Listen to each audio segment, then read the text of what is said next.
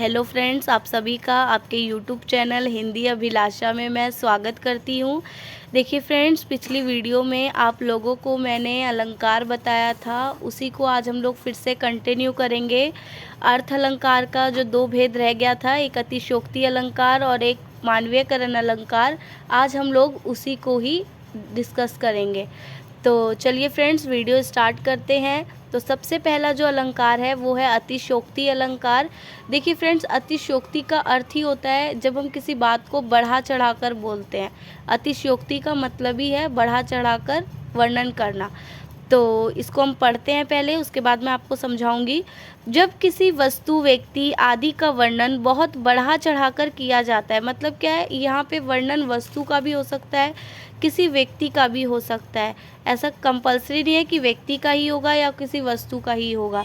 तो जब किसी बात को हम लोग बढ़ा चढ़ाकर कहते हैं तो वहाँ पे हमारा अतिशयोक्ति अलंकार होता है। तो चलिए यहाँ पे एग्जाम्पल देख लेते हैं हम लोग।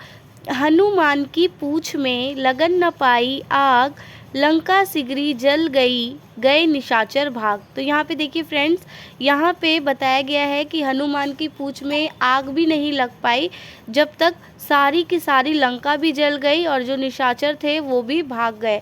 तो यहाँ पे निशाचर और लंका के जलने का बहुत ज़्यादा बढ़ा चढ़ाकर वर्णन है, ये संभव चीज़ नहीं है। अतिशयोक्ति अलंकार में फ्रेंड्स देखिए, जो चीज़ संभव नहीं है उसी के बारे में बोला जाता है, क्योंकि यहाँ पे बढ़ा चढ़ाकर वर्णन है, जैसा हो नहीं सकता है उसी का वर्णन यहाँ पर किया जाता है। आगे देखेंगे, आगे नदियाँ पड़ी अपार, घोड़ा कैसे उतरे पार, राणा ने सोचा इस पार, तब तक चेतक था उस पार। तो यहाँ पे भी देखिए फ्रेंड्स, यहाँ पे घोड़े का वर्णन किया गया है बहुत ज़्यादा बढ़ा चढ़ाकर, कि जब तक महाराणा प्रताप सोचते रह गए तब तक जो चेतक घोड़ा था वो नदी को पार कर गया।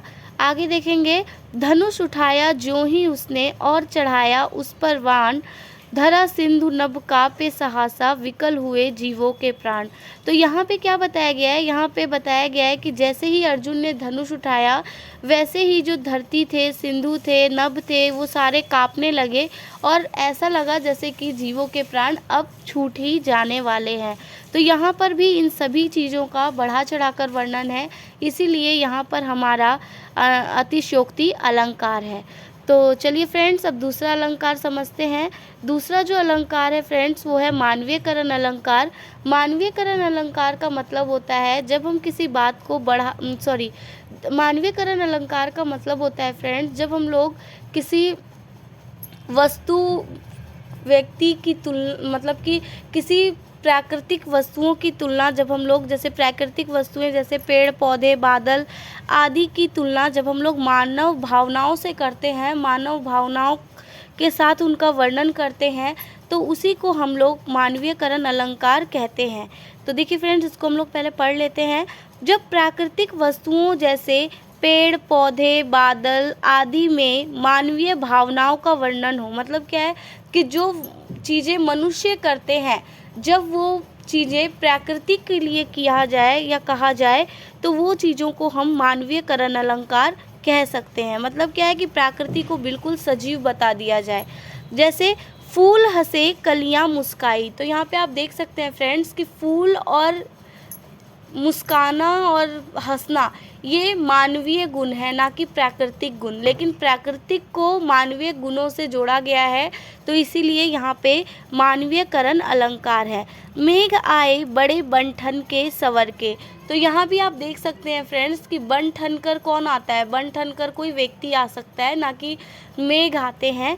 तो यहाँ पे भी आप देख सकते हैं कि ये भी बनना ठनना मतलब सज संवरना एक मानवीय गुण है, लेकिन यहाँ पे प्राकृतिक के गुणों से इसको जोड़ा गया है, तो इसीलिए ये भी हमारा मानवीयकरण अलंकार होगा।